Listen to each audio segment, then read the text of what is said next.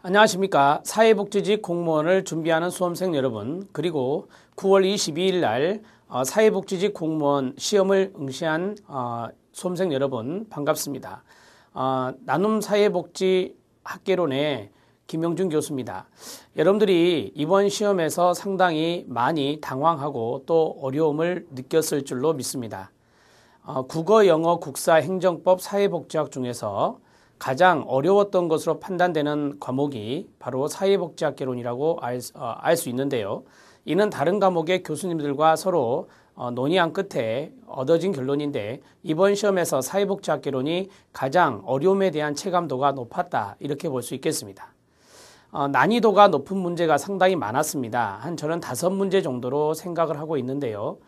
우리가 이전에 이야기했던 그 영역별 문제 수는 우리가 예상했던 대로 나왔습니다.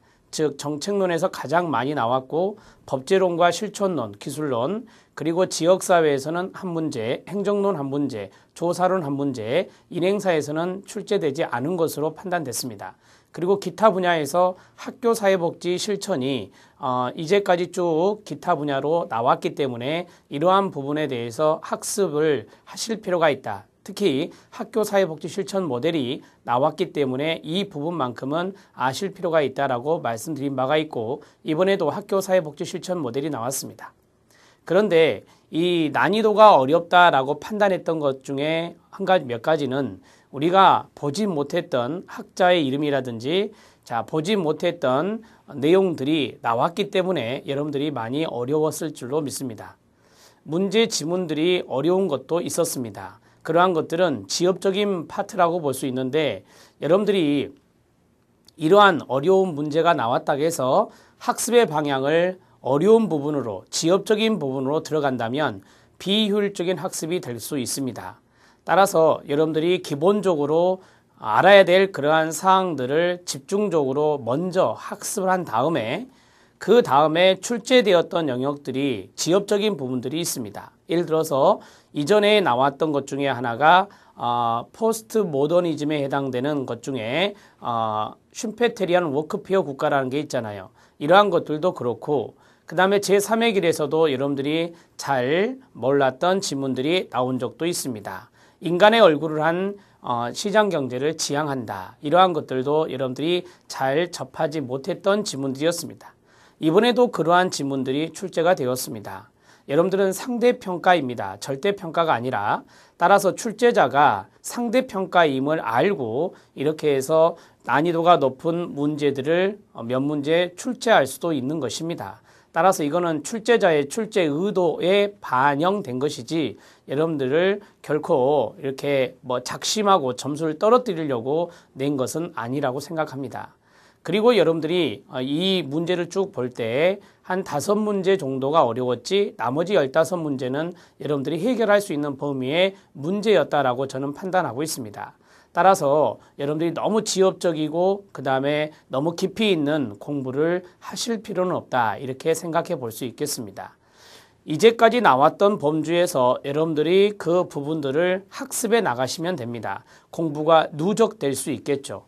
그러나 처음부터 지엽적인 내용으로 들어가지는 마시기 바랍니다. 이것은 보다 효율적인 학습을 위해서 제가 미리 말씀을 드리는 것입니다. 그러면 지금부터 1번 문제에서부터 20번 문제까지 여러분들과 하나하나 풀어보면서 여러분들이 다시 점검하는 시간을 갖기를 바랍니다. 그리고 이것이 올해 합격한 사람은 정말로 축하해 줄 일이지만, 만약에 이번에 공직에 진출이 실패되더라도 여러분들이 낙심하지 말고 또 내년을 위한 준비를 차근차근 해 주시기 바랍니다. 사회복지학개론이 어렵게 나와서 사회복지학개론을 선택하지 말아야 되겠다라고 하는 수험생도 있었습니다. 그러나 그것은 여러분들이 잘못 생각하고 있는 것이라고 말할 수 있습니다. 그 이유를 2가지로 말씀드리면, 난이도가 높다고 하더라도 다른 과목과 함께 원점수로 비교하지 않습니다. 내년부터서는 이 원점수를 반영한 조정된 표준점수로 반영이 되기 때문에 난이도가 높다고 해서 난이도가 낮은, 만약에 난이도가 낮게 사회가 나왔다, 난이도가 높게 복지학이 나왔다, 그럴 때 복지학이 불리한 입장에 놓여 있지 않습니다. 왜냐하면 표준점수로 산정하기 때문입니다. 그 다음에 두 번째는 여러분들은 사회복지직 공무원을 시험 보고 나서 이제 1차 시험, 2차 시험을 보고 나서 3차 면접을 보게 됩니다. 면접 때는 면접관 중에 대학 교수가 분명히 한 분이 오시게 됩니다. 그리고 사회복지학에 대한 모든 지식을 물어보게 됩니다. 내년에는 더더욱 그럴 수 있습니다. 왜냐하면 사회복지학을 선택하지 아니하고 면접관에게 면접을 받는 사람들이 있기 때문에 이러한 것들을 사회복지에 대한 전문성을 여러분들에게 검증할 것입니다. 따라서 면접관에게 면접 때 사회복지학에 대한 기본적인 이론과 지식을 물어볼 때 여러분들은 답변할 수 있어야 됩니다.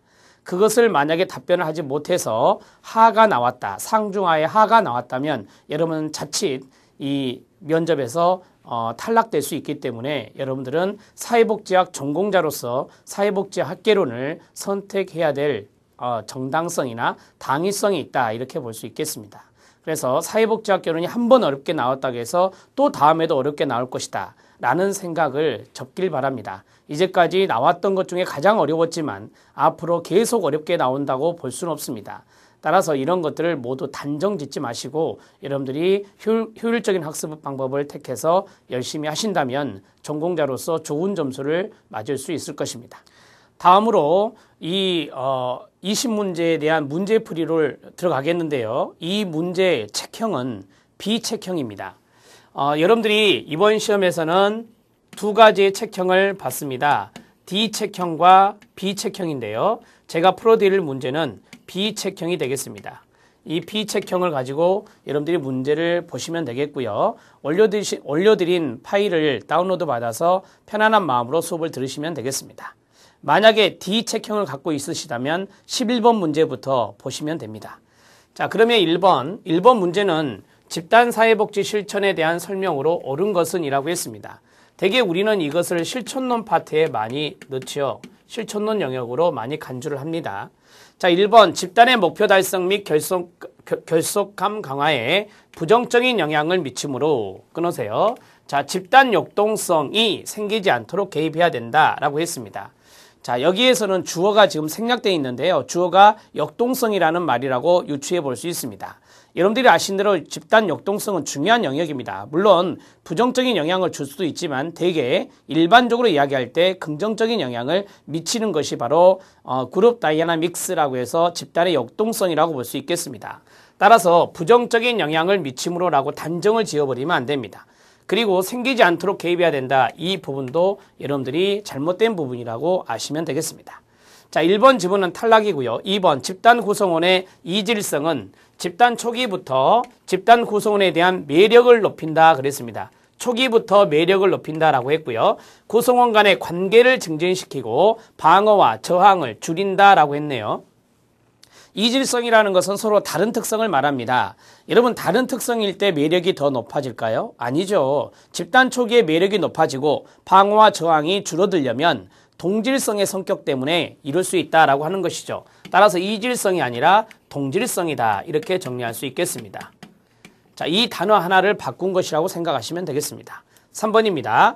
트리트먼트 그룹이라고 해서 우리가 치료 집단이라고 하는 거 있죠. 여기에서는 집단의 공동 목적과 집단 송원, 개개인의 목적을 모두 다룬다라고 했습니다. 여러분, 우리 트리트먼트 그룹이라고 해서 치료 집단이라고 이야기했을 때 대개 치료 집단은 사회화, 그 다음에 성장, 교육, 지지, 치유 이렇게 해서 5가지를 우리가 보통 치료 집단이라고 말합니다. 그러면 이 치료 집단에 해당되는 이 집단들은 집단의 목적이란 것도 있고 개인의 목적이란 것도 있습니다. 따라서 이 두 가지를 다 다루어 가는 게 바로 이 치료 집단의 목적이다 이렇게 정리할 수 있겠습니다. 그래서 치료 집단의 목적에 집단의 공동 목적과 개개인의 목적 모두를 다룬다. 맞는 지문이 되겠습니다. 4번 지문입니다. 집단 초기 단계에는 집단의 구성, 밑줄, 지속기간, 회합 빈도를 결정한다 라고 했습니다. 집단의 실천 과정이 모두 5단계로 되어 있습니다. 첫 번째는 스탠바이, 뭐죠? 준비 단계고요. 준비, 초기, 사정, 중간, 종결로 되어 있습니다. 이럴 때 집단을 구성하고 지속기간이나 회합 빈도를 결정하는 단계는 언제일까요? 예, 집단을 구성한다는 게 여러분들에게 큰 힌트가 됐을 겁니다. 당연히 준비 단계 때 이러한 것들이 이루어질 수 있다. 이렇게 정리할 수 있겠습니다. 우리들이 보통 집단 송원을 모집할 때 공고를 내잖아요. 그러면 이 집단 프로그램은 언제부터 언제까지 시행되고 그 다음에 횟수는 어느 정도 되고 자 어떠한 분들을 중점적으로 모으고자 합니다 라고 해서 공고를 낸단 말이에요. 그러면 거기에 지속기간이나 회합빈도 그 다음에 집단의 구성에 대한 어떤 원칙 그러한 것들이 공고문에 들어갑니다. 그것은 바로 집단의 준비 단계 때 이루어진다 이렇게 정리를 하시면 되겠습니다. 그 다음 단계 2단계인 초기 단계 때 이루어지는 것이 아니다 이렇게 정리하시면 되겠습니다. 초기 단계 때는 대개 집단 성원들이 만나죠. 그래서 자기 소개도 하고 그 다음에 동기부여도 받고 그 다음에 계약이란 것도 맺고 이러한 것들이 들어가야 됩니다. 그래서 4번이 틀렸죠. 1번에 옳은 것은 3번이 옳다 이렇게 볼 수 있겠습니다. 1번 문제는 집단사회복지 실천의 문제였고요. 최근에도 이 집단사회복지 실천이 출제된 바가 있죠. 여러분들과 함께 풀어본 적이 있습니다. 자, 2번 문제 들어가겠습니다. 자, 가족 대상에 대한 사회복지 실천 모델이 나왔어요. 따라서 이것은 기술론의 문제다 이렇게 볼 수 있겠고요. 자, 기술론의 문제입니다. 주요 기법을 바르게 나열한 것은 이라고 했습니다. 자, 가족 치료에서 기법과 연결되는 문제가 잘 출제됩니다 라고 제가 말씀을 드린 바가 있었어요. 생각나시죠? 그러면 경험주의 가족 치료하면 사티어, 해결 중심 가족 치료하면은 김인수, 듀쉐이저가 되고요. 전략적 가족 치료 헤일리와 밀란, 그다음에 구조적 가족 치료 미누친입니다. 대개 이제 이러한 가족 치료들이 시험에 잘 나온다고 했고요. 그다음에 유형 역동적 고찰이란 게 있습니다. 어디서 많이 들어보셨죠? 이건 가족에 있는 게 아닙니다. 이거는 심리사회 모델에서 쓰는 거죠. 심리사회 모델에서 사용하는 것이다. 이렇게 정리를 하시면 되겠고요. 그 다음에 탐색, 묘사, 환기 이것도 마찬가지 심리사회 모델에서 쓰는 거죠. 환기법이라고 해서요. 그 다음에 역설적 개입이 있죠. 역설적 개입은 패러독시컬이라고 해서 어떤 것입니까? 문제 상황을 유발시킬 수 있는 것들을 오히려 하게 하는 것. 그게 바로 역설이라 했습니다. 이거는 일종의 전략이다 이렇게 말씀드렸고요. 이것은 전략적 가족 치료 맞습니다. 그 다음에 예외 질문이 있죠. 질문 기법 중에 예외 질문, 기적 질문, 척도 질문, 대처 질문, 면접점 변화에 대한 질문 이러한 것들은 바로 해결 중심 가족 치료 위에 있는 2번이요. 해결 중심 가족 치료에서 썼던 것이다. 이렇게 알아두시면 되겠습니다. 그래서 1번과 2번과 4번이 틀렸죠. 바르게 연결된 것은 3번이 옳다. 이렇게 정리할 수 있겠습니다. 2번의 답은 3번입니다. 3번 문제 들어갑니다. 3번 문제는 지역사회 복지에 해당되는 문제입니다. 실천 모델에 대한 문제인데요. 여러분 실천 모델에서 로스만의 모델이 시험에 나올 확률이 높다라고 말씀드렸는데 이 문제가 난이도 상에 해당되는 문제가 되겠습니다. 자, 그 이유를 말씀드리면 여러분들이 잘 못 봤던 모델이 나왔기 때문입니다. 자, 그러한 것들을 조금 잘 기억해 주시고요. 여기에 대한 내용으로 옳은 것은 이라고 했습니다. 이 내용은 지역사회 복지론에 해당되는 문제가 되겠습니다. 지역사회 복지 문제 이 한 문제가 출제가 되었습니다. 자, 지역사회 복지라고 인지해 주시고요. 자, 첫 번째가 지역사회 연계라고 하는 것이고요. 자, 두 번째가 지역사회 개발입니다. 세 번째가 다문화 조직이라고 하고요. 그 다음에 지역자산 모델이란 게 나왔습니다. 자, 우리들이 많이 봤던 것이 바로 2번, 지사계라고 했던 2번입니다. 지역사회 개발이라고 하는 것이죠. 자, 1번에 지역사회 연계 모델은 이라고 했어요. 자, 지역사회 연계는 말 그대로 자원을 연결해 주는 것을 강조하겠죠. 그러한 뉘앙스의 문장이 나와야 맞겠죠. 자, 뒤에 보면 지역 주민의 정치력이라고 나왔어요. 정치력을 핵심 요소로 한다. 자, 그 다음에 합법적 권력 구조로의 진입을 강조한다. 앞뒤가 안 맞는 것 같죠. 이러한 문장을 딱 보는 순간 지역사회 자원 연결과 강조된 게 나와야 되는데 합법적인 권력이 나오고 그 다음에 정치력이 나오고 이러한 것들은 되게 사행의 요소에 있는 것들이 많아요. 사행에 있는 요소. 그런데 이 문장을 강조했던 것은 테일러와 로버츠에 있는 모델이 있습니다. 테일러와 로버츠. 자, 테일러와 로버츠의 모델에 보면은 어떠한 모델이 있느냐? 정치적 역량 강화 모델이 있습니다. 정치적 역량. 자, 정치적이란 말이 앞에 힌트가 됐고요. 정치적 역량 강화 모델이다. 이렇게 정리를 하십시오.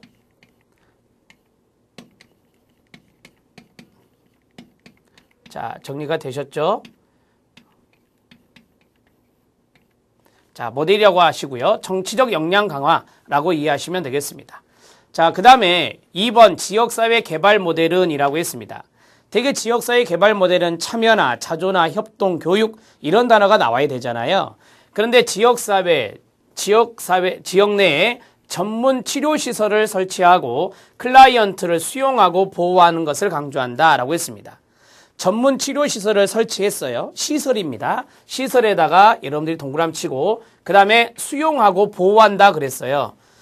우리들이 보통 이제 그 재활 중심 이론을 크게 두 가지로 이야기를 해요. 하나는 시설 재활 중심 이론이 있고요. 하나는 지금 강조하고 있는 지역사회 재활 중심 이론이 있어요. 그럼 이건 뭘까요? 네, 시설 재활 중심 이론이 됩니다.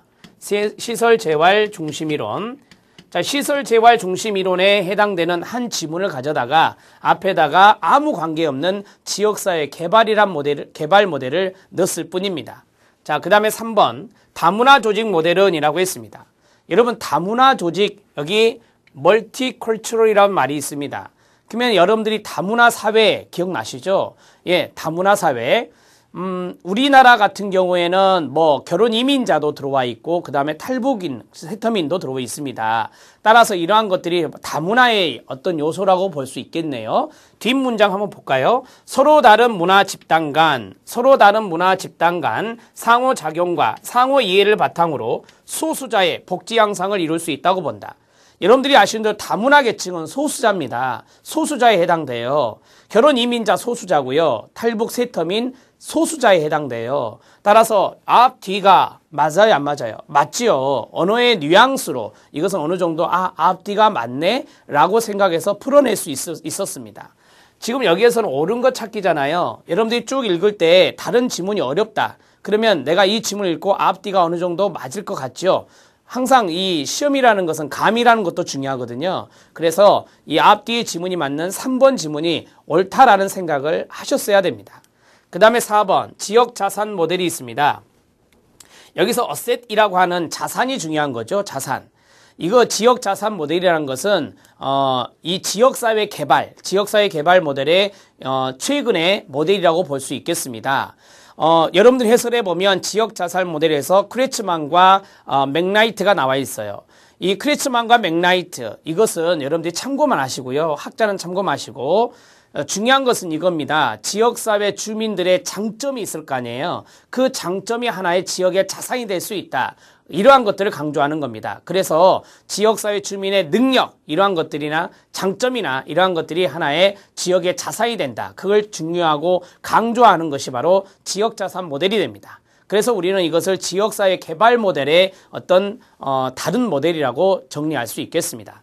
자, 뒤를 보겠습니다. 전문가의 역할이 중요하다 그랬고요. 그 다음에 지역사회 내에 존재하는 문제 해결에 중점을 둔다. 전문가 문제 해결 나오면 사계라고 배웠어요. 그렇습니다. 사회계획과 연관성이 있는 거죠. 그래서 사회계획 모델이다. 이렇게 마지막 4번을 오답 노트할 수 있겠습니다. 자, 나머지 지문들이 좀 어려웠기 때문에 여러분들에게 하나하나 설명을 해드렸습니다. 이 다문화 조직 모델이 맞죠? 다문화 조직은 여러분들 밑에 해설해 보면 여러 가지 학자 중에서 프레일이라는 학자가 있습니다. 프레일이나 위에서 했던 크레츠만과 맥나이트 이런 학자들은 참고만 하셔도 돼요. 굳이 외울 필요는 없습니다. 그러나 여러분들이 어떤 모델이 어떠한 것들을 강조하고 있는가 그러한 것들은 좀 기억하실 필요가 있겠죠. 자, 그러면 여기에서 옳은 것 찾기였으니까 3번 지문을 옳다 이렇게 정리해 주시면 됩니다. 전체적으로 문제 1번부터 4번 지문을 봤을 때 생소한 용어가 나와서 체감도는 높아졌을 겁니다. 그러나 시험장에서 여러분들이 이성적이고 아주 냉철함을 가졌다면 이 문제를 여러분들이 언어의 뉘앙스로 문장의 뉘앙스로 풀어낼 수 있었으리라 확신합니다. 3번의 답은 3번입니다. 4번 문제 들어갑니다. 우리나라 장애인 복지에 대한 설명으로 옳은 것은 이라고 했습니다. 문제 지문들을 쭉 보면 사회복지 법제론에 해당된다는 것을 알 수가 있습니다. 이거는 법제론의 장애인복지법에 있는 내용을 가지고 문제 지문으로 출제를 했습니다. 자, 장애인복지시설을 설치 운영하려면 허가를 받아야 되나요? 아니에요. 아니고요. 시군구청장에게 우리가 신고한다라고 배웠어요. 신고입니다. 2번 수화통역센터라든지 점자 도서관이라든지 장애인 심부름센터는 장애인 지역사회 재활시설에 해당한다라고 했습니다. 예, 이건 맞는데요. 여러분 지역사회 재활시설이 가장 많은 것을 포함하고 있어요. 장애인 복지관도 여기에 들어가 있고요. 공동생활과정도 여기에 들어가 있습니다. 따라서 그 많은 것 중에 지금 세 가지를 쓴 것이고요. 3번입니다. 정신질환자를 위한 사회복지시설. 이것은 정신질환자도 정신장애인이라고 볼 수 있잖아요. 정신적 장애가 있으니까 이거는 정신보건법에 해당되는 내용이 되겠습니다. 정신보건법에 있는 지문을 가지고 왔네요. 자, 거기에 보면 사회복지시설 배웠죠. 직종, 중지, 생품이라고 배웠습니다. 자, 유료복지 없잖아요. 정신보건센터 없잖아요. 중독자 재활은 예, 있죠. 직종, 중지, 생품. 이거는 여러분들이 다 외우고 있을 겁니다. 앞에 있는 두 가지가 탈락이어서 3번 지문은 틀렸습니다. 자, 그 다음에 장애인 등록을 할 때, 장애인 등록을 하려면 보건복지부에 등록하나요? 여러분, 보건복지부가 그러면 난리 날 겁니다. 장애인 등록을 하는 것은 시군구청장에게 등록한다고 배우셨어요. 여러분들 해설에도 보면 그러한 내용들을 기술해 놓고 있습니다. 여러분들 해설에 박스에 있는 것은 장애인 지역사회 재활시설에 있는 내용을 쭉 정리해 드렸고요. 그 다음에 우리가 이제 장애인 등록을 할 때는 접근성이 중요하잖아요. 그래서 제주도 같은 경우는 특별자치도니까 특별자치도 시군구청장에게 등록한다. 이렇게 정리하셔야 됩니다. 보건복지부가 아니에요. 우리가 보통 시군구청장에게 등록한다. 이렇게 알고 있으시면 됩니다. 그래서 1번과 3번과 4번은 여러분들이 알고 있을 수 있는, 알 수 있는 지문이에요. 이거 옳은 거 찾기잖아요. 그래서 2번이 옳다 이렇게 정리가 될 수 있겠습니다. 4번의 답은 2번입니다. 자, 그 다음에 5번 문제 들어갑니다. 사례관리에 대한 문제. 사례관리는 반드시 시험에 출제된다라고 제가 말씀을 드렸습니다. 사례관리는 직접적 개입과 함께 간접적 개입을 하는 통합적 접근이다. 이렇게 말씀드렸고요. 그러면 이 사례관리는 프로페셔널하게 전문적으로 하는 게 아니에요. 우리들이 보통 전문적으로 하는 것은 1대1의 개입이 많아요. 뭐 지역사회 자원 필요 없이 나 혼자 다 하는 거죠. 예를 하나 든다면 프로이드의 정신분석 모델 같은 거, 그러한 것들이 바로 아주 전문적인 개입이라고 볼 수 있겠습니다. 자, 그렇다면 1번 체계이론과 생태체계이론을 주요 기반으로 하며 클라이언트의 주변 자원 활용을 극대화한다라고 했습니다. 여러분들이 아시는 대로 파이잖아요. 파이. 환경 속 인간. 클라이언트와 환경 간의 자원을 연계하는 게 중요하니까 이것은 자원 연계와 연관성이 있고요. 자원 연계, 직접이다, 간접이다, 간접이다 이렇게 정리할 수 있습니다. 맞는 내용이고요. 2번 고도의 전문성을 필요로 하는 새로운 사회복지 실천 방법이다 라고 했습니다. 이게 틀렸어요. 고도의 전문성을 발휘로 하는 것은 우리가 아까 말씀드렸던 의료 모델 같은 거, 정신분석 모델이요. 이런 것들이 여기에 해당되는 것입니다. 사례관리는 여러분들이 아시는 대로 이 스페셜리스트가 있고 제너럴리스트가 있어요. 전문 사회복지사와 일반 사회복지사가 있을 때 되게 일반 사회복지사 영역에 해당된다라고 전공서적에서는 이야기를 하고 있습니다. 자, 3번입니다. 모니터링, 점검이라는 걸 한다고 그랬죠. 점검의 개념을 여러분들이 꼭 아셔야 된다 그랬어요. 서비스가 잘 연계되고 있는지 그것을 감독하라라고 했어요. 그것을 점검 모니터링 한다라고 말씀드렸잖아요. 서비스 전달을 지속적으로 감시하고 감독하는 것이다 라고 했습니다. 이 서비스 전달은 자원과의 연계입니다. 자원과의 연계, 그것을 말하는 것이죠. 자, 그 다음에 네 번째, 클라이언트 각자의 고유한 욕구가 있을 것이다. 거기에 대해서 개별성 동그라미요. 제가 그랬죠. 다양한 욕구와 문제를 가진 대상이 사례관리 대상자다. 따라서 개별적인 서비스가 들어가야 된다. 그래서 사례관리 원칙에 개별성 극대화가 나와 있습니다. 클라이언트에 대한 개별성 극대화, 그러한 것들을 여러분들이 잘 정리를 하셨으면 4번 지문은 맞다라고 볼 수 있겠습니다. 답은 2번이 잘못된 것이다. 이렇게 볼 수 있고요. 자, 사례관리는 실천론에도 이제 들어갈 수도 있고 기술론에도 들어갈 수 있는데 여기 안에 있는 내용을 살펴보면은 기술론 파트와 연관성이 좀 깊다. 이렇게 볼 수 있겠습니다. 기술과 연관된 내용들이 좀 나와서 저는 기술론 파트로 제가 넣었고요. 5번의 답은 2번입니다. 6번 문제 들어갑니다. 다음 글에 해당되는 학교 사회복지 실천 모델은 무엇이냐라고 했습니다. 지문만 길었지 난이도 하에 해당되는 문제가 되겠습니다. 여러분들은 첫 번째 문장에서 이미 그것을 알아냈어야 됩니다. 학교 사회복지사 A는 사례 문제입니다. 1급 패턴이라고 볼 수 있어요. 학교 사회복지사 A는 학교의 문제 원인이 끊어야 됩니다. 빈곤을 포함한 지역사회라고 나왔고 학교의 문제 원인이 나왔어요. 지역사회의 사회 조건과 문화적 차이에 대한 학교의 이해 부족 때문이라고 보아. 그래서 끊어야 됩니다. 여기서 나와야 된다고 답이. 학교의 문제 원인이 뭐냐면 지역사회의 조건들, 그 다음에 문화적인 차이, 이러한 것들을 학교가 잘 이해하지 못하고 있다라고 하는 거예요. 그러면 지금 여기에서는 두 주체만 나왔어요. 지역사회와 학교만 나와 있어요.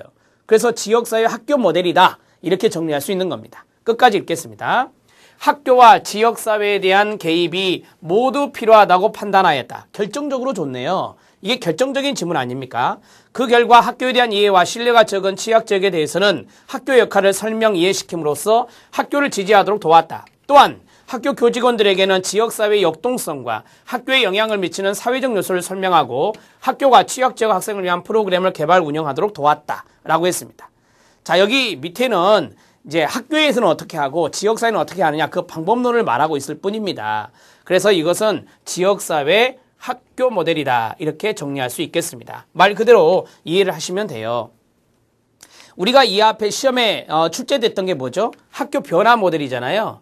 학교 변화. 문제는 학교 제도에 있었다. 그래서 학교가 변화되도록 개입했다. 학교 변화 모델이라고 말씀드렸어요. 이 앞에 출제된 게 학교 변화 모델이다. 그러면 지역사회 학교 모델이 이 박스 안에 주된 설명이라고 말씀드릴 수 있겠습니다. 6번의 답은 4번입니다. 그리고 이것은 기타 분야라고 볼 수 있겠죠? 기타 분야. 학교 사회복지에 해당되는 기타 분야가 되겠습니다. 자, 7번 문제 들어갑니다. 자원봉사 활동, 자자입니다. 자로 고쳐주시고요. 자원봉사활동 기본법에 대한 설명으로 옳지 않은 것은 이라고 했습니다. 2005년에 제정이 되었죠. 2005년에 제정되었다. 여러분 자원봉사활동 기본법은 우리 공무원 시험에서 잘 등장하지 않았었습니다. 그러나 2012년 10회 사회복지사 1급 시험에 이 녀석이 출제가 됐어요. 법제론의 자원봉사활동 기본법입니다. 자, 1번 자원봉사활동의 범위가 엄청나게 넓어요. 있는데 그중에 몇 가지만 썼습니다. 부패 방지, 소비자 보호 활동, 그 다음에 공명선거에 대한 활동, 공공행정 분야 사무 지원에 관한 활동. 자, 이 모든 분야에 자원봉사자가 참여할 수 있을까를 생각해 보세요. 당연히 참여할 수 있죠. 자, 그 다음에 2번 자원봉사활동에 관한 주요 정책을 심의하기 위하여 국무총리 소속, 이거 알아두시라겠죠? 국무총리 소속하에 자원봉사 진흥위원을 둔다. 예, 맞습니다. 3번 국가기관이나 지방자치단체는 자원봉사 센터를 직접 운영할 수 없나요? 있습니다. 설치 운영할 수 있다라고 돼 있습니다. 있다. 자, 그리고 여기는 전문성이 떨어지니까 비영리법인을 지정하여 비영리법인을 위탁하여서 설치 운영하게 할 수 있다라는 것도 조문에 들어 있습니다. 자, 네 번째, 국가 및 지방자치단체로부터 지원을 받는 자원봉사단체 및 자원봉사센터는 그 명의 또는 그 대표의 명의로 특정 정당 또는 특정인의 선거운동을 해서는 안 됩니다. 이걸 뭐라고 하죠? 정치적 중립이라고 합니다. 정치적 중립이라고 하죠. 이것을 우리가 비정파성이다 이렇게 알고 있죠. 비정파성입니다. 자, 7번에서 옳지 않은 것은 3번이 옳지 않다. 이렇게 정리할 수 있겠습니다. 자원봉사센터나 사회복지시설 이런 것들은 국가 지자체가 설치 운영할 수 있다라고 되어 있는 게 기본 중에 기본입니다. 따라서 이것도 그러한 것들을 어느 정도 알고 계셨다면 문제를 쉽게 풀 수 있었을 것 같고요. 자원봉사활동 기본법, 이 법조문 말고 또 다른 조문들이 출제될 수 있어요. 예를 들어서 자원봉사자의 날 12월 5일, 이날부터 일주간을 자원봉사 주간, 이런 것도 기억하시고요. 그 다음에 이 자원봉사에 대한 기본 원칙들이 쭉 있어요. 법조문에 보면 그러한 것들도 좀 살펴볼 필요가 있겠습니다. 7번의 답은 3번입니다. 8번 문제 들어갑니다. 자, 사회복지 서비스 공급 주체가 다른 것은 이라고 했습니다. 공급 주체. 여러분 공급 주체 하면은 우리가 민간과 공공 이렇게 나눠요. 민간과 공공 이렇게 나눕니다. 자, 민간과 공공 여러분들이 민간 주체와 공공 주체를 잘 알고 계시잖아요. 그래서 이것도 어찌 보면 사회복지사 1급에서 이미 출제가 되었던 문제 중에 하나가 되겠습니다. 자, 비영리 사회복지법인, 비영리 사회복지관, 여기까지가 중요한 거예요. 뒤는 볼 필요가 없는 거고요. 그 다음에 국립정신보건센터, 여기까지가 중요한 거고요. 사회복지법인, 여기가 중요한 거고요. 사회적 기업, 여기가 중요한 거예요. 자, 이렇게 정리를 해보시면 앞에 비영리 사회복지관이 나왔어요. 그럼 이건 민간이라고 볼 수 있겠죠. 그 다음에 국립이란 말이 들어있죠. 국립이란 말을 가르쳐 줬으니까 이거는 공공이라고 말할 수 있어요. 그 다음에 3번 사회복지법인은 아시는 대로 민간이라고 알 수 있고요. 그 다음에 사회적 기업은 이것도 민간입니다. 여러분들이 아시는 대로 이 기업이라는 단어에서 기업이라는 단어는 되게 사적 영역이잖아요. 그래서 민간 사회복지 공급 주체라고 이해할 수 있겠습니다. 그래서 이 문제는 난이도 하에 해당되는 문제죠. 공급 주체에 공공과 민간이 있다는 것만 아셨으면 이 문제를 쉽게 풀 수 있었습니다. 2번이 다른 것이라고 볼 수 있겠습니다. 8번의 답은 2번입니다. 9번 문제 들어가도록 하겠습니다. 자, 9번 문제는 이 살리베리가 말한 강점이죠. 강점 관점의 원리라고 했습니다.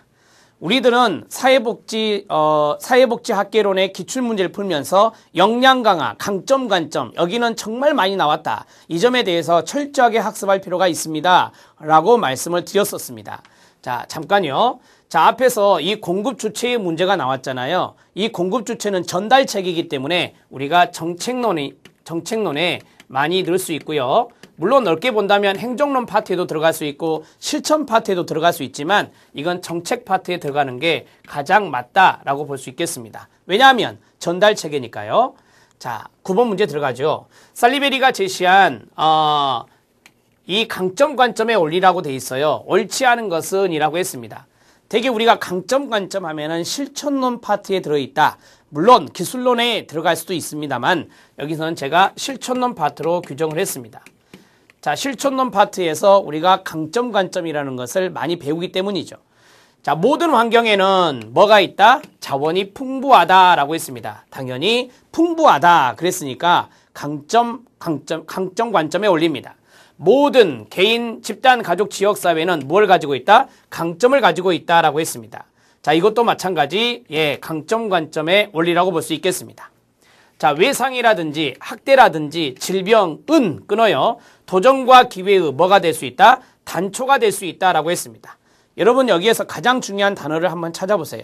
도전과 기회입니다. 도전과 기회. 자, 이게 강점 관점에 올리잖아요. 이런 거 아시죠? 외상은 지금 현재 이 사람을 약하게 한다라고 못을 박으면 병리 관점입니다. 그러나 이 외상은, 정신적 외상은, 과거의 외상은 이 사람을 강하게 할 수도 있다라는 말을 배우셨을 겁니다. 강하게 할 수 있다. 이게 강점 관점에 올리잖아요. 이 도전과 기회의 단초가 될 수 있다라고 하는 것은 그 사람을 강하게 할 수 있다라는 것을 유추하시면 돼요. 강하게 할 수 있다. 자, 그리고 이런 것도 아시죠? 문제를 도전으로. 자, 이러한 것들이 바로 강점 관점의 원리에 들어있는 것이다 라고 보시면 되겠습니다. 자, 4번 들어갑니다. 사회복지사는 문제 원인을 파악하고 해결하는데 주도적으로 개입한다 라고 했습니다. 여러분 여기에서 우리가 중요하게 생각해야 될 것 어떤 것입니까? 원인입니다. 문제 원인을 중심으로 한다. 문제 원인을 중심으로 하는 것이 바로 뭐라고 배우셨죠? 병리 관점이라고 말씀드렸습니다. 병리 관점. 그리고 또 하나 적어드리면 사회복지사가 주도적으로 개입한다 그랬어요. 치료자 중심이잖아요. 치료자 중심. 이러한 것들은 다 병리 관점이다. 이렇게 정리할 수 있겠습니다. 그 대표적인 모델은 정신분석 모델이었습니다. 9번 문제는 여러분들이 난이도가 낮게 해당되는 문제에 해당될 수 있습니다. 그래서 4번이 답이 된다. 이렇게 정리하시면 되겠습니다. 자, 옳지 않은 것 찾기였으니까요. 답은 4번입니다. 10번 문제 들어갑니다. 자, 이 문제도 조금 어려웠을 것입니다. 어려웠을 것인데요. 다음 글에서 사회보장의 개념과 범위에 대한 설명으로 옳은 것만으로 묶인 것은 이라고 했어요.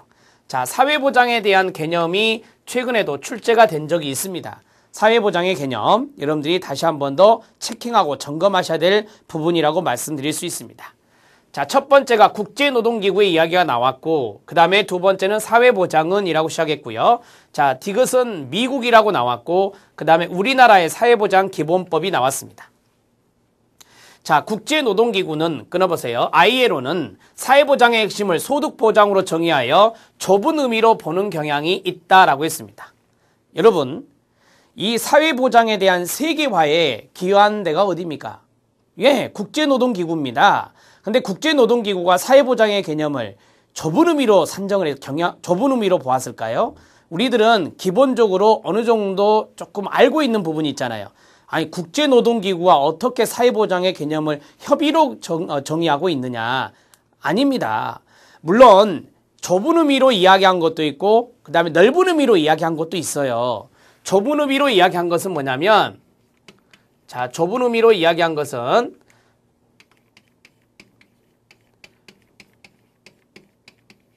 빈곤의 구제입니다. 빈곤의 문제를 우리가 이제 볼 때 사회보장에 되게 빈곤 대상자가 들어가잖아요.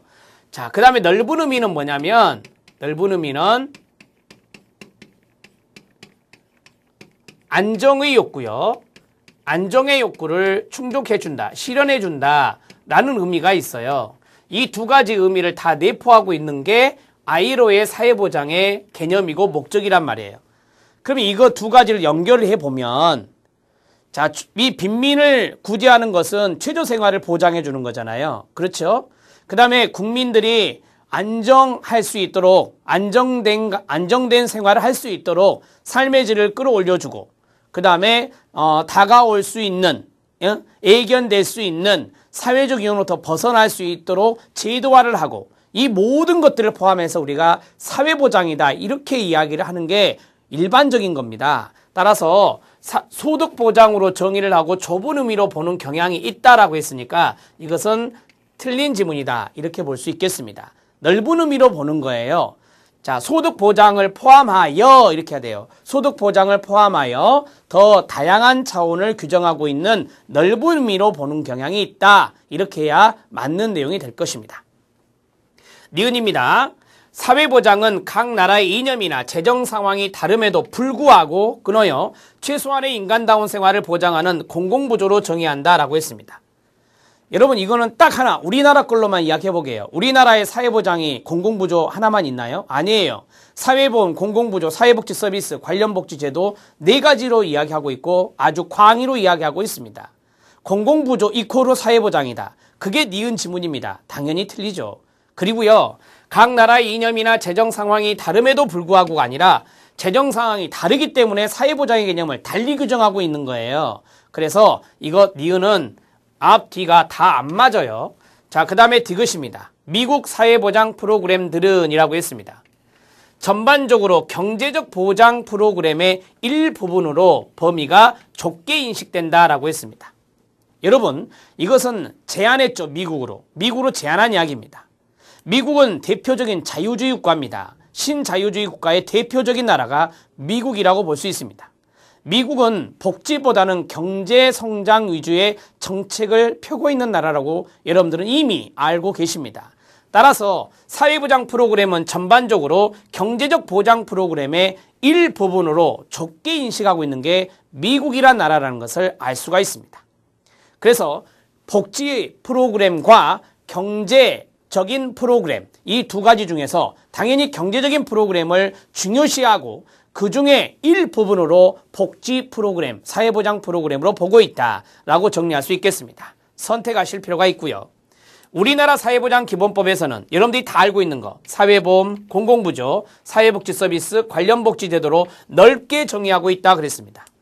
자, 리을 지문이 맞죠? 리을 지문이 맞아요. 여러분들이 정확히 알 수 있는 게 리을이에요. 그러면 리을, 그 다음에 리을.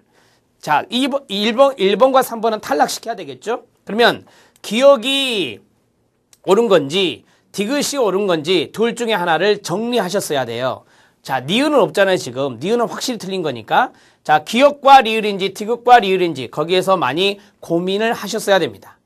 ILO는 사회보장의 개념을 좁게 인식하지 않고 있습니다. 사회보장의 개념을 넓게 보고 있다는 것을 이번 시험 기회에서 여러분들이 잘 기억해 주시기 바랍니다. 답은 디귿과 리을이 되겠습니다. 그래서 답은 4번 디귿과 리을이 답입니다. 10번의 답은 4번입니다. 자, 11번 문제 들어가도록 하겠습니다. 사회복지 조사론에 해당되는 문제입니다.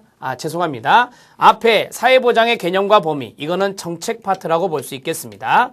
정책 파트입니다. 그 다음, 자, 사회복지 조사론에 해당되는 옳지 않은 것은, 이거는 조사론의 문제죠. 조사론의 문제는 한 문제 꼭 나옵니다라고 제가 말씀을 드렸고요. 자, 이것은 전반적인 것을 다 물어봤습니다.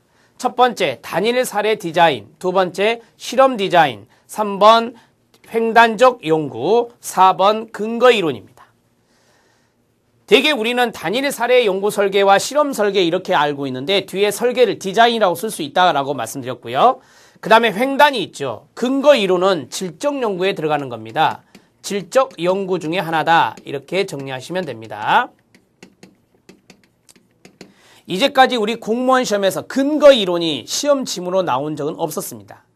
그런데요, 사회복지사 1급 시험에 근거 이론이 최근에 계속해서 나오고 있습니다. 따라서 사회복지사 1급에서 나온 지문들을 여러분들이 앞으로는 좀 살펴볼 필요가 있다라고 하는 것입니다. 그것을 등한시하지 마세요. 왜? 출제될 수 있는 확률이 점점 더 높아지고 있다는 것을 알 수가 있습니다. 그렇다고 해서 너무 지엽적으로 들어가지 마시고 거기에서 취할 것만 취하시면 됩니다. 그것은 여러분들이 공부하고 또 여러분들이 함께 수업을 여러분들이 앞으로 들을 그 교수님을 믿고 여러분들이 따라 하시면 됩니다. 1번, 단일 사례 디자인은 개입의 효과성에 대한 끊어요. 즉각적인 피드백 제공이 어렵나요? 자, 이것은 단일 사례 연구 설계는 AB 설계, ABA 이런 거잖아요. 따라서 개입의 효과성을 보는 게 목적이라고 말씀드렸고요.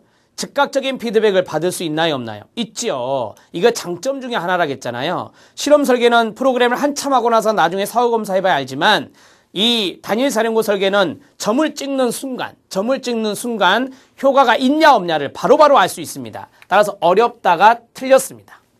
자, 실험 디자인은, 실험 설계는 인과관계 검증이 유리한 내적 타당도를 갖는다라고, 높은 내적 타당도를 갖는다 그랬어요. 제가 내적 타당도의 개념은 인과관계를 규명하는 것이라 했어요. 독립변수가 정확하게 종속변수를 설명하고 있는가, 그게 바로 내적 타당도라고 말씀드렸단 말이에요. 그리고 실험 설계는 인과관계 검증이 목적이고 여기에 개념인 내적 타당성이 높아질 수 있습니다. 맞습니다. 실험 디자인의 장점입니다. 그 다음에 우리나라 인구 센서스 조사 아시죠? 인구 주택 총조사입니다. 인구 주택 총조사는 수가 많죠. 다수죠. 양적입니까? 질적입니까? 양이죠. 따라서 횡단이다, 종단이다, 횡단이다 볼 수 있겠습니다. 그리고 인구 센서스는 언제부터 언제까지 짧은 기간에 이루어집니다. 그래서 일정한 시점에 이루어진다 이렇게 정리할 수 있습니다. 일정한 시점에 이루어지는 조사고 그 다음에 양적 연구에 해당됩니다. 그래서 횡단이다 이렇게 정리할 수 있겠습니다. 통계치가 나오잖아요. 자, 그 다음 근거 이론은 질적 연구 방법의 근거 이론 중에 하나입니다. 여러분, 근거 이론은 우리가 그라운드 티어리라고 해서 어떠한 기초를 바탕으로 해서 어떠한 토대를 바탕으로 해서 그것을 가지고 이론을 도출하는 데 관심이 있습니다. 그래서 근거 이론은 자료에서 이론을 도출하는 데 주된 초점을 둔다라고 했습니다. 근거 이론의 키워드는 이론 도출이라고 제가 수업 시간에도 말씀드린 바가 있습니다. 근거 이론의 키워드는 뭐다? 이론 도출입니다.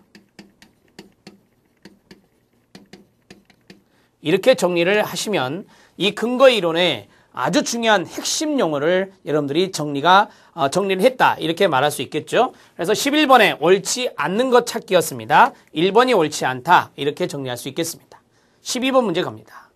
사회복지 개념에 대한 문제입니다. 사회복지 개념에 대한 설명으로 옳지 않은 것은 이라고 했습니다. 자, 사회복지의 개념은 실천론에 해당되는 문제입니다. 자, 실천론에 해당되는 문제인데 지문 안에 정책 파트가 들어가 있습니다. 자, 보시면 첫 번째 프리랜드와 애프트가 있고요. 그 다음에 두 번째 이야기는 딱 보니까 사회복지와 사회사업을 비교한 지문이고요. 자, 3번은 로마니신의 개념 변화입니다. 자, 그 다음에 4번은 말씀드린 대로 사회복지하고 사회사업 이야기가 나와 있어요. 여기 보면 죄송합니다. 여기 보면 사회복지가 있고요. 그 다음에 사회사업의 이야기가 나와 있죠. 그래서 이거는 실천 파트라고 볼 수 있어요. 어느 정도 보았을 때. 그런데 여기 안에 지문을 보면 정책 파트 이야기가 나와 있다는 것. 보세요. 프리랜드와 애프트는 현대 산업사회의 사회복지활동의 기준으로 공식, 조직, 사회적 승인과 사회 책임, 그 다음에 이윤 추구 배제, 비영리, 그 다음 인간 욕구에 대한 통합적 관심, 그 다음에 소비적 욕구에 대한 직접적 관심 등을 제시했다. 두 문자 암기법 생각나십니까? 공사소통비입니다. 공사소통비. 어디서 배우셨죠? 정책론에서 배우셨습니다. 정책론의 정책 모형에서 윌렌스키 르보는 자녀와 제도로 나눌 때 이 두 가지를 기준으로 다섯 가지를 기준으로 이 두 가지의 모형을 나누었다. 이렇게 말씀드렸습니다. 윌렌스키와 르보가 돼야 됩니다. 윌렌스키와 르보. 다시 쓰겠습니다. 위에다가요. 자, 프리랜드와 애프트가 아니라 윌렌스키와 르보다. 이렇게 알아두시면 됩니다. 제가 암기 문장을 외울 때는 어떻게 외우라겠죠? 앞에 있는 것들을 빼고 외워버리면 이게 어디에서 나온지 모른다라고 했어요. 그래서 윌렌스키 르보 공사소통비, 윌렌스키 르보 공사소통비 이런 식으로 앞과 뒤를 연결해서 외우시는 게 도움이 된다라고 말씀을 드렸습니다. 자, 그 다음에 사회복지는 정책 제도의 밑줄, 목적적 개념을 중시하고 사회환경 변화를 지향하는데, 자, 사회환경 변화, 즉 환경지향적이다 라고 말하고요. 비해 사회사업은 개인이나 가족이나 집단이나 지역사회 등에 대한 개입이나 기술적 활동을 중시하는 개인 변화에 강조한다 라고 했어요. 자, 쉽게 말하면 제도적이고 정책적이면 사회복지, 그 다음에 기술적이고 실천적, 지식적이면 뭐다? 사회사업이라고 배우셨습니다. 그리고 4번 지문을 먼저 하면 사회복지가 사회사업보다 다소 광의 의미를 가지고 있나요? 예, 그렇습니다. 사회복지가 더 광의 의미라고 말씀을 드렸었죠. 3번 들어갑니다. 로마니 신이 이야기한 게 있죠. 자, 로마니 신이 이야기한 거 뭐에서 뭐로 생각나죠? 사회 변화에 따라 사회복지 역할이 여기서부터죠. 자선에서 권리로, 특수성에서 보편성으로, 최저 수준에서 적정 수준으로, 개인 변화에서 사회개혁 등으로 변화한다. 뭐에서 뭐로를 한 지문에 넣었다는 거죠. 맞아요, 틀려요? 맞죠? 뭐에서 뭐로가 지금 틀린 게 한 군데도 없잖아요. 그래서 맞는 지문이라고 볼 수 있습니다. 12번의 답은 1번입니다. 12번의 문제 포인트는 뭐였죠? 공사소통비를 누가 말했느냐, 그것을 아는 것이 이 문제를 푸는 관건이었습니다. 프리드랜드와 애프트는 여기 있는 사회복지와 사회사업을 이야기한 사람이에요. 사회복지와 사회사업을 나눈 사람이 프리드랜드와 애프트라는 학자라, 이렇게 정리를 하시면 되겠습니다. 12번의 답은 1번입니다. 13번 문제 들어갑니다. 우리나라 사회복지 역사 문제. 자, 역사 문제에서 여러분들이 제가 그랬죠. 영국의 역사나 우리나라 역사, 이 두 가지가 가장 많이 나왔다. 자, 영국의 역사가 나오고 우리나라 역사가 동시에 나온 적은 거의 없었어요. 역사 문제는 대개 한 문제 정도 되거든요. 그래서 우리나라 역사와 영국의 역사를 중점적으로 공부해 주십시오라고 말씀을 드린 적이 있습니다. 여기에서는 우리나라 역사의 문제입니다. 정책론 파트고요. 정책론 파트의 문제고, 그 다음에 옳은 것은 이라고 했습니다.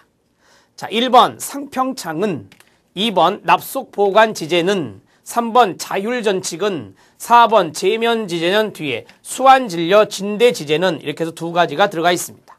자, 해보죠. 상평창은 조선시대 구빈제도 하나로, 상평창은 고려시대에서부터 조선시대까지 쭉 갑니다. 여기까지 뭐 틀린 건 아니에요. 백성이 공동으로 저축하여, 백성이 공동으로 저축을 했다. 상부상조하는 민간구빈기구였다라고 했어요. 여러분, 상평창은요, 상설구빈기관으로서 공공기구였어요. 공공기구. 그리고요, 여기에서 조선시대에 해당되는 것으로서 백성이 공동으로 저축을 했다? 그럼 뭐죠? 저축했다라는 것은 저장을 했다라는 거예요. 사창제도입니다, 이거. 무슨 제도다? 사창제도. 민영 의창제도라고 하는 사창이라고 볼 수 있습니다. 상평창이 아니라 이 자리에 사창이 들어가야 맞습니다. 점검해 주시고요. 2번 납속보관지제라는 게 있습니다. 일명 기부제도죠. 바치고, 여기 바칠 납자잖아요. 바치고 관직을 받는 거, 일종의 기부제도고, 이건 고려시대 맞습니다. 고려시대 충렬왕 때 흉년제의 시 백성을 구휼하는 제도로 시작되었으나 끊어요. 이후 국가에 대한 금품을 납입한 자에게 관직을 주는 제도로 변화하였다. 이 지문이 틀린 이유는요. 처음에 고려 충렬왕 때 구율제도로 시작하지 않았어요. 구율제도로 시작하지 않았다고요. 처음부터 납속보관지제는 금품을 납입한 자에게 관직을 주는 제도였어요. 충렬왕 때. 그러나 이후 충목왕 때 자, 이것이 구율제도로 이제 변화가 됩니다. 그래서 이후에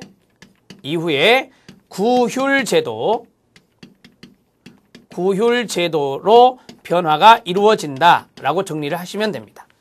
그러니까 출제자는 먼저 관직을 주는 제도에서 구율제도인데 그걸 뒤바꿔서 쓴 겁니다. 뒤바꿔서 이걸 출제한 거죠. 앞뒤가 바뀌었다고 보시면 되고요.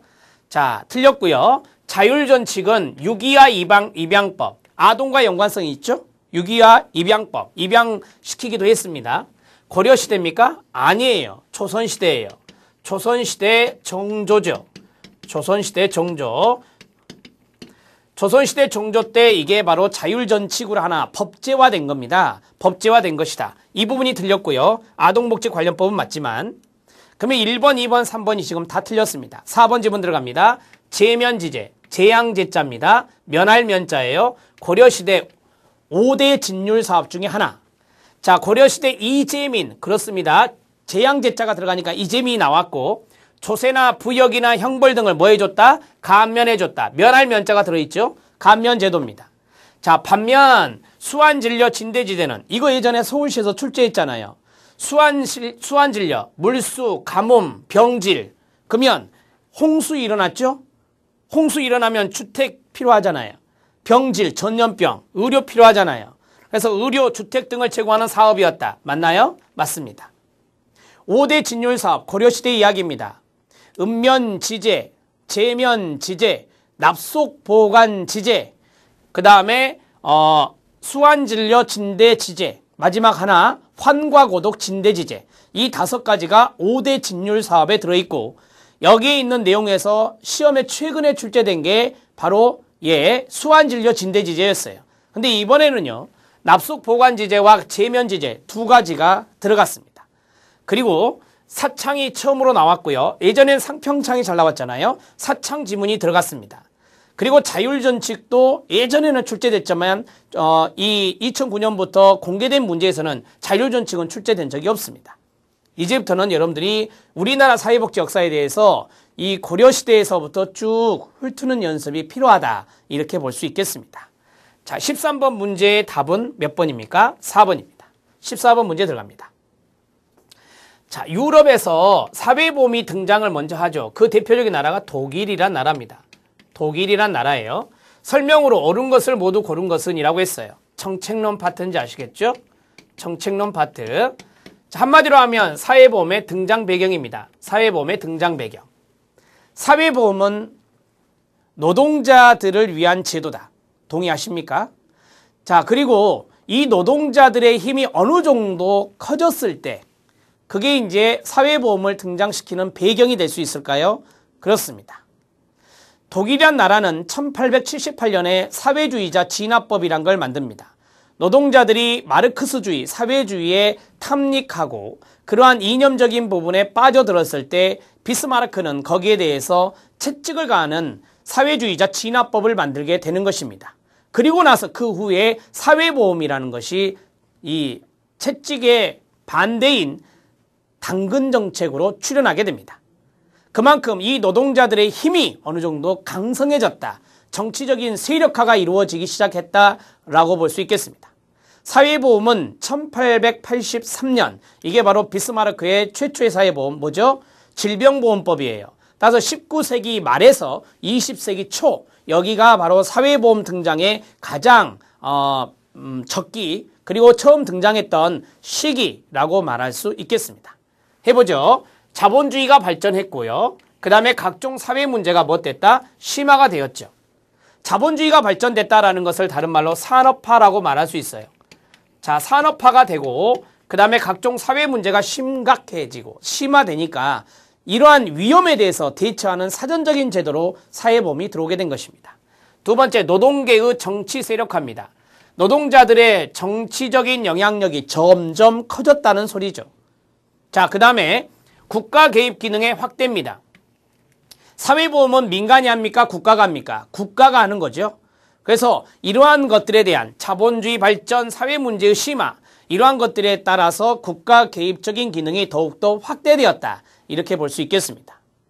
그 전에는 누가 담당했느냐? 가족이나 시장이 담당했는데요. 그 전에는 이러한 문제 해결 기능에 확대나요? 확대라면 사회보험이 등장할 이유가 없겠죠. 자, 이러한 문제 해결 기능에 한계가 있었다. 문제 해결 기능에 한계가 있었다. 이렇게 바꿔야 됩니다. 한계가 있었기 때문에 국가가 적극적으로 개입하고자 하는 그러한 움직임의 요소인 사회보험이 등장하게 되는 것입니다. 그래서 자본주의 발전과 즉 산업화와 각종 사회 문제 심화, 두 번째 노동자 계급의 정치 세력화, 세 번째 국가 개입의 기능 확대, 네 번째 가족과 시장의 문제 해결 기능의 한계. 자, 이러한 것들이 바로 사회보험의 등장 배경으로 크게 네 가지를 이야기하고 있습니다. 정책론 내용에 보면 이러한 사회보험의 등장 배경이 네 가지로 서술되어 있습니다. 이 내용은 여러분 해설을 참고하시면 되겠습니다. 14번의 답은 옳은 것을 찾기죠. 따라서 기억, 니은, 디귿 3번이 답이 된다. 이렇게 정리할 수 있겠습니다. 14번 문제 해결했고요. 자, 이제 15번 문제로 들어가도록 하겠습니다. 자, 15번 문제는 제가 난이도가 높다라고 생각하는 문제 중에 하나가 되겠습니다. 학자와 사회복지 이데올로기 모형을 구분한 것 중 바르게 연결된 것은 이라고 했습니다. 여러분들이 잘 못 본 학자, 위더범이라는 학자와 그 다음에 테일러 구비와 데일이라는 학자입니다. 티트머스나 조지 윌딩, 이것은 여러분들이 많이 들어봤던 학자 중에 한 부류라고 볼 수 있겠습니다. 자, 위더범이라고 하는 학자는 반집합주의, 시민권, 녹색주의는 말하지 않았습니다. 여러분, 이 녹색주의라고 하는 것은 그렇습니다. 조지 윌딩이 1994년에 재분류할 때 이야기했던 것이죠. 이해되십니까? 그러면 반집합주의, 시민권, 그 다음에 통합주의입니다. 통합주의는 우리가 전체주의라고 말하기도 해요. 전체주의, 그 다음에 기능주의입니다.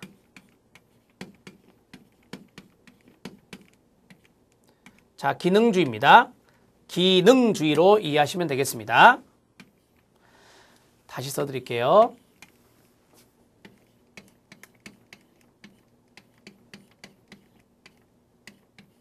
자, 기능주의입니다. 자, 기능주의, 통합주의, 반집합주의, 시민권, 녹색주의가 빠져야 된다. 연도는 여러분들이 참고만 하시면 될 것 같고요. 자, 티트머스는 자, 기능주의, 산업주의, 제도주의라 했는데요. 여러분들이 원칙에 입각해서 뭐 기능주의라는 것은 이쪽에 나와 있었으니까 탈락시키고요. 티트머스는 아래로 빼서 써드리겠습니다. 티트머스는 첫 번째 자녀적 모형이죠. 두 번째 산업적 성취 수행 모형이죠.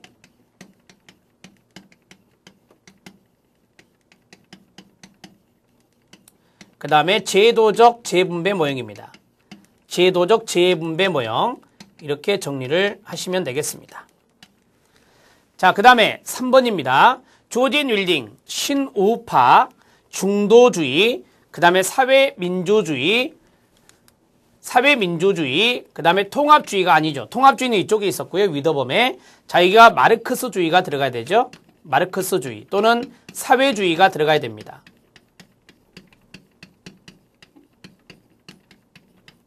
사회주의가 들어가야 돼요. 자, 조지 윌딩은 94년에 다시 재분류하게 되는데요. 자, 신우파, 중도주의, 사회민주주의, 마르크스주의, 사회주의, 그 다음에 뭐죠? 예, 녹색주의, 그 다음에 페미니즘, 이렇게 해서 정리할 수 있겠습니다. 자, 네 번째 테일러 구비와 데일이라고 하는데요. 지금 1번, 2번, 3번이 다 틀렸다. 이렇게 볼 수 있고요. 테일러 구비는 네 가지, 개인주의, 그 다음에 개혁주의, 이 개혁주의를 계량주의라고도 합니다. 계량주의, 참고적으로 알아두시고요. 자, 계량주의, 구조주의, 마르크스주의, 이렇게 해서 네 가지로 구분을 했다. 이렇게 정리를 하실 수가 있겠습니다. 네 가지로. 그래서 4번 지문이 옳다. 이렇게 알아두시면 되겠습니다. 자, 15번의 답은 4번인데요. 여러분들이 아신 대로 사회복지 정책론의 전공 소식이 아주 여러 권이 있잖아요. 그 여러 권에서 이러한 학자들, 위더범이라든지 테일러 구비와 데일이라고 하는 학자들은 잘 안 나옵니다. 대개 이제 표로 제시를 할 때 몇몇의 교재들만 나오게 되는데 그래서 대표성이 좀 떨어지는 지문들이 나왔다고 볼 수 있습니다. 그것도 하나의 지문도 아니고 2개의 지문이 나왔기 때문에 여러분들한테 체감도가 높았을 것이라고 판단하고 있습니다. 자, 이 내용들에 대해서 여러분들이 참고적으로 알아두시면 돼요. 앞으로 이러한 내용들을 이런 것이 있었구나라고 이해하시고 다시 한 번 더 점검해 주시면 거기서 끝내는 것으로 이 문제를 여러분들이 받아들여 주시면 됩니다. 자, 15번의 답을 4번 테일러 구비와 데일 4가지 다시 한번 해볼까요? 개인주의, 개혁주의, 구조주의, 마르크스주의로 81년에 이것을 이야기하게 됩니다. 15번의 답은 4번입니다. 16번 문제 갑니다. 미즐리와 리버보어가 제시한 개발적 관점이란 게 나왔습니다. 개발적 관점. 저는 이제 수업 시간에 어떤 이야기를 했냐면 자녀적 관점과 제도적 관점, 이분법적으로 공부를 했는데 이 가운데에 해당되는 모형이 나올 수 있다. 그게 바로 개발적 관점이라고 하는 거다. 이렇게 한번 말씀드린 적이 있습니다. 자, 개발적 관점은 쉽게 말해서 경제와 복지를 같이 잡는 겁니다. 경제와 복지의 조화, 이러한 것들을 조화를 이루는 것이 바로 개발적 관점이다. 이렇게 정리하고요. 미즐리와 리버모어라는 학자는 여러분들이 참고만 하시고요. 첫 번째 합니다. 사회복지는 끊어요. 경제발전의 긍정적 동력이다. 그러면 경제도 살리고 사회복지도 하겠다는 소리잖아요. 그래서 이게 바로 개발적 관점의 내용이라고 볼 수 있겠습니다. 두 번째, 사회복지가 기업과 개인에게 부담을 지음으로써 경제를 약화시킨다라고 했어요. 그러면 사회복지 하지 말자라고 하는 거죠. 이게 바로 자녀적 관점의 입장입니다. 자녀적 관점의 입장이고요. 그 다음에 세 번째, 복지 증진을 위해 끊어요. 정부의 규제와 개입은 최소화해야 된다라고 했는데요. 아니라니까요. 복지도 한다고 그랬잖아요. 복지도 지향하는 거예요.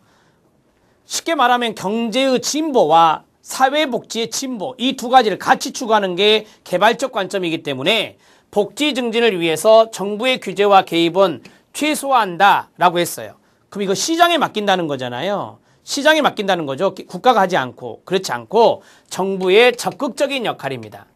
정부의 적극적 역할을 강조하는 거예요. 사회복지에 대한 적극적 역할 강조. 그 다음에 경제도 마찬가지고요. 그래서 이 지문은 틀렸다. 이렇게 볼 수 있겠습니다. 4번 근로조건부 복지, 워크페어라고 하죠. 강조하는 신자유주의적 관념을 배척한다라고 했어요.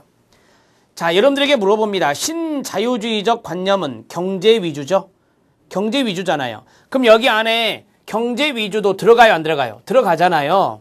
따라서 신자유주의적 관념을 배척하지 않습니다. 배척하지 않고 신자유주의적 관념을 지향해요. 지향하는 요소가 있어요. 지향한다라고 정리를 하시면 돼요. 그래서 근로조건부 복지라고 하는 것은 일을 해라. 그럼 복지 혜택 주겠다라고 하는 거죠. 경제도 잡고 복지도 잡고 이러한 것들이 바로 최근에 신자유주의 요소에서 많이 나오잖아요. 그래서 이러한 것들의 개념도 마찬가지 이 개발적 관점에서 취할 수 있다 없다? 있다라고 하는 것입니다. 이것은 사회복지 학개론이라는 교재 말고요. 우리가 대학에서 배우는 사회복지 개론이라는 책이 있습니다. 시그마 프레스에서 출간한 건데요. 사회복지 개론이라는 원서를 번역해 놓은 책이 있어요. 그 책에 보면 개발적 관점이라는 것을 아주 구체적으로 써놓고 있습니다. 그 내용에서 쭉 읽어보면 그 내용에서 이 지문들이 쭉 눈에 보입니다. 여기에서 옳은 것 찾기였단 말이에요. 답은 1번이다. 이렇게 정리할 수 있습니다. 여러분들 해설에 박스로 처리되어 있는 것, 그게 바로 아까 말씀드린 그 교재에서 발췌해온 것입니다. 잘 정리해 주시고 개발적 관점의 특징을 박스에 있는 1번부터 5번까지 정리해 주시면 되겠습니다. 16번의 문제는 정책론 파트의 문제가 되겠습니다. 당연히 정책론 파트의 문제가 되고요. 답은 1번이 답이 되겠습니다. 17번 문제 들어갑니다. 아동, 청소년, 성보호에 관한 법률, 옳지 않은 것은 이라고 했습니다. 당연히 법제론에 해당되는 문제입니다. 이제까지 공무원 시험에서 아동, 청소년, 성보호에 관한 법률은 한 번도 출제된 적이 없습니다. 이번이 처음입니다. 왜 나왔을까요? 최근의 사회 이슈에 아동에 대한 성폭력, 이 이슈입니다. 이러한 것들이 이 시험에 반영된 것이라고 볼 수 있겠습니다. 풀어보죠. 누구든지 끊고 아동 청소년 대상 성범죄의 발생 사실을 알게 된 때에는 수사기관에 신고할 수 있다라고 되어 있습니다. 이 지문 맞습니다. 아동학대도 이렇게 돼 있고 그 다음에 또 뭐 또 있었어요. 노인학대도 이렇게 돼 있죠. 여기 있는 성범죄 발생 사실을 알게 된 것도 이렇게 돼 있습니다. 누구든지 할 수 있다 이렇게 돼 있어요. 그 다음에 두 번째, 의료기관이나 장애인 복지시설, 학교장과 종사자는 끊어요. 직무상 아동 청소년 대상 성범죄의 발생 사실을 알게 된 때에는 즉시 수사기관에 뭐 해야 되겠어요? 신고해야 될까요? 당연하죠. 이것을 우리가 직무상 신고 의무자라고 많이 배웠습니다. 의료기관에 있는 사람 당연히 해야 됩니다. 장애인 복지시설에 있는 사람 당연히 해야 됩니다. 학교장과 종사자 당연히 해야 되겠죠. 자, 세 번째, 아동 청소년 관련 교육기관 등의 장은 교육기관 등의 장입니다. 그 기관에 취업 중이거나 사실상 노무를 제공 중인 자, 취업하는 자에 대하여 끊어요. 필요한 경우 성범죄 경력을 확인할 수 있다라고 했는데요. 여기 뒷부분이 틀렸습니다. 뒷부분이 틀렸어요.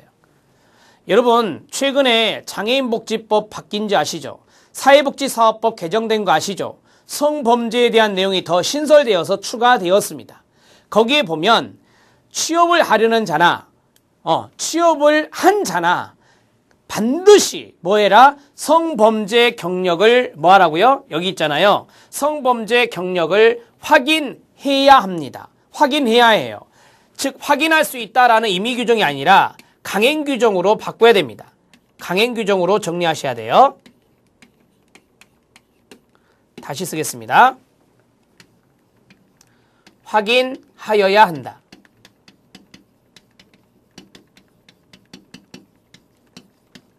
이 지문이 다 틀렸어요. 필요한 경우가 아니라 대하여 성범죄의 경력을 확인하여야 한다. 이렇게 정리하시면 되겠습니다. 강행규정으로 바뀌었습니다. 장애인복지법도 그렇고요. 사회복지사업법도 그래요. 여기 있는 아동 청소년 성보에 관한 법률도 그렇습니다. 아동 청소년 대상 성범죄로 유죄 판결이 확정된 자는 끊어요. 신상정보 등록 대상자가 된다. 여러분들이 이거 많이 들어보셨죠? 유죄 판결되면은 그 사람 인터넷 사이트에 다 올라가잖아요. 신상 공개하잖아요. 그 내용이 여기에 들어갈 수 있는 겁니다. 신상정보 등록 대상자가 되어서 다 등록해 놓고 또한 그러한 것들을 우리가 볼 수 있게 해놨다는 것 기억하시면 되겠습니다. 17번에 틀린 것은 3번이 틀렸다. 이렇게 볼 수 있겠습니다. 다음으로 18번 문제를 풀어보도록 하겠습니다. 18번 문제에 별표 많이 쳐주시고요. 여러분 이 18번 문제는 지방복지재정에 해당되는 것으로서 분권교부세에 대한 내용으로 옳지 않은 것입니다. 자, 이 문제에 이의제기도 올라가고 그 다음에 이 문제에 대해서 논란도 많습니다. 행정안전부에 문의한 결과 여러분들이 이제 제가 문의해서 받은 내용을 가지고 여기 있는 내용들을 제가 해설해 드리겠습니다. 참고해 주시기 바랍니다. 자, 그 다음에 분권교부세에 대해서 우리가 어느 정도 알고 들어갈 필요가 있어요. 분권교부세가 나오는 이 복지재정은 대개 사회복지 행정론 파트나 아니면 지역사회복지론 파트에 있는데 저는 행정론 파트에 분류를 했습니다. 이 분권교부세는 2005년부터 실시가 되었고요. 자, 2005년부터 실시가 되었다. 자, 그 다음에 이거 연장해서 하고 있습니다. 연장 실시하고 있고요. 자, 그 다음에 분권교부세는 지방교부세법에 보면 나옵니다. 지방교부세법. 그 다음에 지방교부세 중에 하나입니다. 지방교부세는 모두 4가지가 있습니다.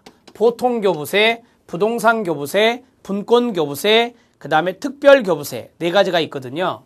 자, 그리고요, 이 분권교부세를 하나 더 일반 재원에 해당됩니다. 특정 재원이 아니라 일반 재원의 특성을 가지고 있다. 이렇게 마지막으로 정리를 좀 해주시기 바랍니다. 1번 들어갑니다. 분권교부세는요, 국고보조사업을 이양받은 지방자치단체에 교부합니다. 그래서 우리가 이것을 지방교부세다 이렇게 말합니다. 지방교부세 이렇게 정리하고요. 맞습니다. 2번 지방자치단체는 분권교부세를 교부받으려면 사업의 필요성이라든지 그 다음에 투자 효과라든지 그 다음에 재원의 계획 등을 종합하여 판단한 후에 신청하여야 한다라고 했습니다. 여러분 이 사업의 필요성, 그 다음에 투자 효과, 그 다음에 재원의 어떤 활용 계획 이러한 것들은요 지방정부마다 특수한 상황이 있잖아요. 그 상황에 맞게 어떠한 사업을 해봐야 되겠다. 그리고 투자 효과는 얼마나 된다. 이러한 것들을 쭉 판단한 다음에 예산, 계획을 쭉 짜서 신청을 하는 거예요. 그게 바로 특별교부세입니다. 분권교부세가 아니라 특정한 상황에서 교부를 받는 특별교부세다. 이렇게 정리하시면 되겠습니다. 2번이 틀렸고요. 3번 행정안전부 장관은 끊어요. 분권교부세를 교부하려면 해당 지방자치단체 장에게 끊어요. 자치단체별로 교부 내용 등의 자료를 첨부하여 분권교부세의 결정을 통지해야 됩니다. 지방자치단체별로 분권교부세의 결정은 다 다르겠죠? 그래서 지방자치단체별로 교부 내용의 자료를 첨부해서 이 지방자치단체 장에게 통지해 줄 사람이 누구라고요? 행정안전부 장관이 되겠습니다. 맞습니다. 자, 4번입니다. 가장 논란이 된 게 이 4번 지문입니다. 4번 지문. 분권교부세는 끊어요. 지방교부세라고 말씀드렸죠. 지방교부세이므로 재원의 성격상 끊어요. 집행잔액에 대한 정산 절차가 없으며 끊어요. 특정 목적 재원으로 운영되지 아니한다. 특정 목적 재원으로 운영되지 아니한다라고 했으니까 당연히 일반 재원이라고 앞에서 말씀드렸잖아요. 일반 재원이니까 여기 있는 앞부분은 맞다라고 볼 수 있습니다. 여기요. 뒷부분. 특정 목적 재원으로 운영되지 아니한다. 왜? 일반 재원이므로 특정 목적 재원으로 운영되지 않습니다. 자, 앞부분을 보시면요. 재원의 성격상 집행잔액에 대한 정산 절차가 없다라고 했어요. 지방교부세는요. 지방교부세이므로 그랬으니까 지방교부세는 국고보조사업으로 이양받은 것들에 대해서 지방정부에게 교부해주는 돈이에요. 그러니까 이거는 지방정부가 재량껏 쓸 수 있는 겁니다. 지방정부의 재량에 의해서 일반 재원으로 편성되었고 쓸 수 있는 돈이기 때문에 여기 있는 대로 집행잔액에 대한 정산 절차가 없다라고 보시면 돼요. 더더군다나 여기 있는 분권교부세는 더 그렇습니다. 그래서 분권교부세는 여기 있는 대로 집행잔액에 대한 정산 절차가 없다. 이렇게 알아두시면 됩니다. 이것은 이 지방교부세의 일반적인 원칙입니다. 원칙이어서 집행잔액에 대한 정산 절차가 없다라고 이해해 두시면 되겠습니다. 지방정부가 국고보조사업으로 이양받은 것을 그대로 돈을 받아서 지방정부의 재량껏 사용할 수 있는 돈이기 때문에 집행정산 절차가 필요 없다. 그리고 일반 재원이기 때문에 특정 목적 재원으로 운영하지 않는다. 이렇게 정리하시면 4번 지문이 이해되실 겁니다. 18번 문제의 답은 몇 번입니까? 2번이 답이 되겠습니다. 이제까지 사회복지직 공무원에서 분권교부세 하나를 가지고 시험 문제 출제한 적은 없습니다. 대개 행정학개론에서 많이 냈었죠. 그러나 행정학개론에서도 이런 문제는 별로 출제하지 않았다고 합니다. 사회복지학개론에서 처음 나왔고 물론 1급 시험에서는 분권교부세에 대한 것들이 지문으로 들어간 적이 있지만 한 문제로 출제된 적은 없었습니다. 이 분권교부세에 대한 내용을 이번 기회에 여러분들이 잘 학습해 주셨으면 좋겠습니다. 답은 2번입니다. 19번 문제 들어갑니다. 복지 정책과 주된 실행 목표를 바르게 연결한 것은 이라고 했습니다. 정책 파트라고 볼 수 있겠습니다. 1번 들어갑니다. 저소득 장애인 가구에게 자녀 교육비를 지원해 준다고 합니다. 이것은 교육의 기회를 보장한 거 맞나요? 무슨 평등? 기회의 평등이라고 볼 수 있습니다. 자칫 교육 기회를 놓칠 수 있는 저소득 장애인 가구에게 지원해 준 것입니다. 맞고요. 노후 생활보장을 위한 국민연금 제도가 나왔어요. 사회보험이란 걸 알고 있죠. 최후의 사회안전망 아닙니다. 최후의 사회안전망이 아니라 국민연금제도는 제1차적 사회안전망이에요. 이렇게 정리가 되셔야 됩니다. 자, 세 번째, 빈곤층에게 EITC, 최후의 아니에요. 우리가 보통 최후의 사회안전망 하면은 일반적으로 공공부조를 많이 이야기하죠. 빈곤층에게 EITC. 자, EITC 근로장려세제. 근로장려세제가 시험에 나올 확률이 있습니다 라고 했는데 한 지문으로 등장했습니다. 근로동기를 약화시키려고 EITC 할까요? 아니죠. 근로동기를 뭐 하기 위해서? 강화, 장려란 말이 있잖아요. 강화시키기 위해서 EITC를 실시한 겁니다. 2번도 탈락, 3번도 탈락입니다. 4번, 저소득층에게 생계급여를 지급했다. 생계급여는 공공부조, 즉 국민기초생활보장제도의 공공부조 제도라고 볼 수 있습니다.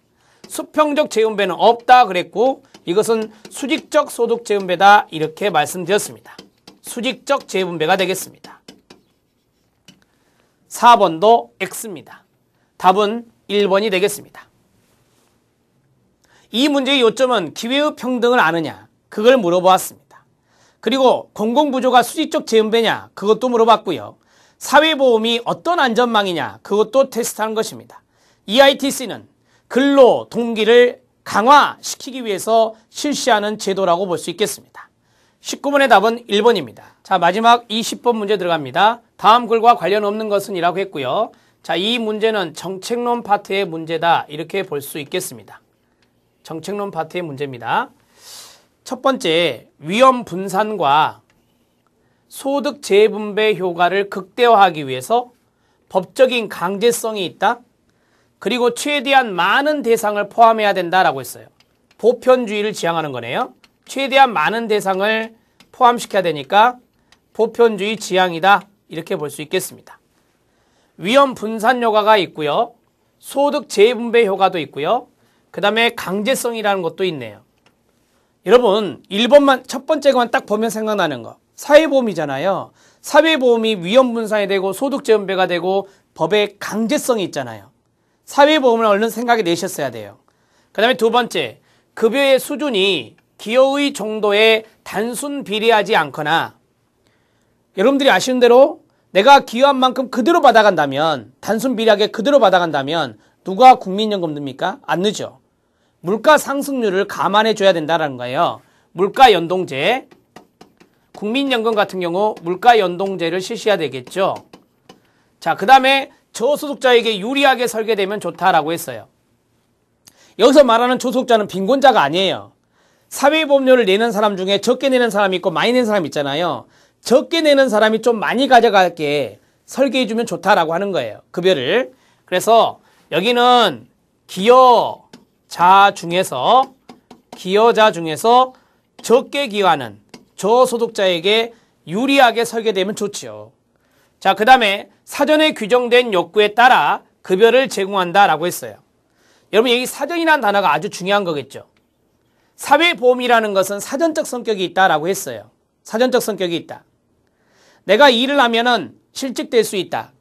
내가 일을 하면은 산재를 당할 수 있다. 자, 그러한 것들이 바로 사전에 규정된 욕구, 즉 사회적 위험에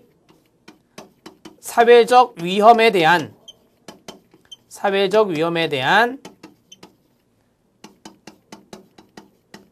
사전적인 욕구다. 이렇게 정리하시면 돼요. 그리고 거기에 따라서 급여가 제공된다라고 했어요. 사회적 위험이 다가올 수 있으니까 내가 돈을 어느 정도 기여하고 그다음에 내가 급여를 받아가야 되겠다라고 생각하시면 되는 거죠. 공공부조는 사후적 성격이 있어요. 그러나 사회보험은 사전적 성격이 있잖아요. 그래서 사전이란 단어에 여러분들이 키워드를 잡아주셨어야 돼요.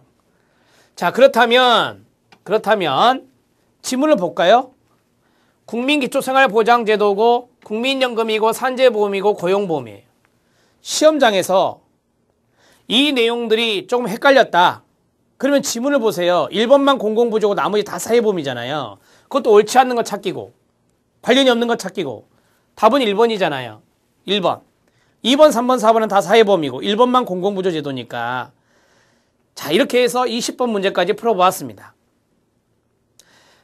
이제까지 문제를 쭉 풀어봤을 때 정책론이 가장 많이 나왔죠. 여러분들 거기 보면 총평에 나와 있어요. 총평에 나와 있듯이 정책론이 8문제, 법제론이 3문제, 실천론이 3문제, 기술론이 2문제, 조사론, 행정론, 지역사회복지론 1문제씩 기타 분야가 또 1문제 나왔고요. 그렇게 해서 20문제가 분포가 되었습니다. 그리고 난이도가 좀 높은 게 한 5문제 정도 제가 추렸고요. 그 다음에 나머지는 중이나 하다 이렇게 볼 수 있겠습니다. 그래서 저는 이번에 사회복지학개론을 제가 이제 나중에 공지도 하겠지만 사회복지학개론에 대한 점수, 합격에 대한 적정 점수는 80점에서 85점으로 보고요. 그 다음에 합격을 위한 최소의 점수를 이야기한다면 70에서 75를 봅니다. 70에서 75. 그만큼 사회복지학개론이 많이 어려웠다라고 볼 수 있죠. 예전에는 이렇게 낮진 않았어요. 예전에는 90점 이상 보았거든요. 그런데 이번에는 80에서 85까지 봤다는 것은 그만큼 문제의 난이도가 높았다라고 할 수 있겠습니다. 이번 문제풀이를 통해서 여러분들이 조금 더 자신감을 가졌으면 좋겠습니다. 그리고 사회복지 전공자로서 이제는 사회복지의 공부를, 사회복지학개론 공부를 어떤 방향으로 해야 되겠구나라는 것을 여러분들이 좀 간파하시고 이해해 주셨으면 좋겠습니다. 내년 7월 말에 국가직의 시험이 있습니다. 8월 말에는 통합지방직의 시험이 있습니다. 서울특별시가 사전 공고를 했는데요. 9월 초에 보겠다고 공고를 했습니다. 여러분들은 내년에 만약에 시험을 보신다면 3번의 기회가 있습니다. 국가직의 보호직렬이 내년에 많이 뽑는다는 말이 있습니다. 보호직렬에도 사회복지학개론이 들어있습니다. 국가직의 보호직과 통합지방직 그리고 서울시 내년에 시험이 3번 정도 기회가 있기 때문에 이 기회를 여러분들이 잘 살려서 부디 내년에는 공직 진출이 이루어지시기를 진심으로 기원합니다. 더 나아가서는 이번에 시험 보신 분들은 좋은 성적을 거두었다면 방심하지 마시고 면접 준비를 철저하게 해서 이 면접에서 여러분들이 탈락되지 않고 최종 합격에 이를 수 있도록 최선의 노력을 해주시기 바랍니다. 긴장의 끈을 늦추지 마시고 이그잼 학원에서 진행하는 면접에도 여러분들이 관심을 가지고 참여해 주시면 좋은 결과가 있을 줄로 믿습니다. 지금까지 2012년 9월 22일 사회복지학개론 기출문제와 해설풀이였습니다.